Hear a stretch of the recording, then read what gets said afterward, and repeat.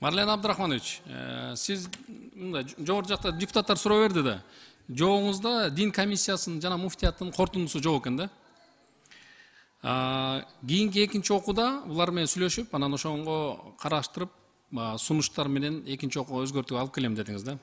Бирок менин оюм ушул концепциясын жазып атканда сиз ушул дин комиссиясы менен муфтият менен бир кеңешип койсоңуз болмок экен да. Эмне үчүн дегенде бул шарият боюнча жазылып аткан мыйзам долбоору, эми мыйзам долбоору мен колдойм. Керек бүгүнкү күндө. Бирок сиз жогору жакта депутаттар сизге сунуш кылып атат.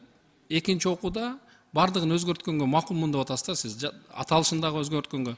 Бирок сиз концепциядан чыгып кетишиңиз мүмкүн да, бардыгын эле сунуштарды кабыл ала бере турган болсоңуз. Анан вакф деп баягы аталышы турат мыйзам долбоорунун. Сиз аны өзгөртсөңүз болбойт. Эгерде өзгөртөм дей турган болсоңуз, аны мен колдой албайм. Эгерде ушул боюнча вакф болуп келе турган болсо, мен анда колдоймун. Ошон үчүн урматтуу депутаттар, бул аталышында эч кандай бир коркунуч жок. Биз өзүбүз бардыгыбыз мусулман калкыбыз, эч кандай бир кооптуу нерседен чочулашыбыз керек.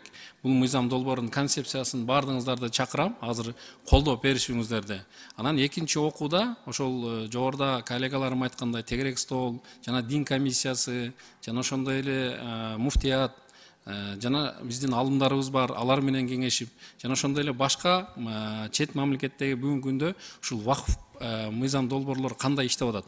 Ошолор менен бир сыйра баягы көрүп, анан толук кандуу ушул мыйзам долбоорун кабыл ала турган болсок, биз бул эч кандай бизге жамандык алып келбейт. Бул эң жакшы иштейт деген мен ойдомун. Кудай буйруса ошонго ишенели. Урматтуу депутаттар, келиңиздер эми колдоп бериңиздер. Рахмат.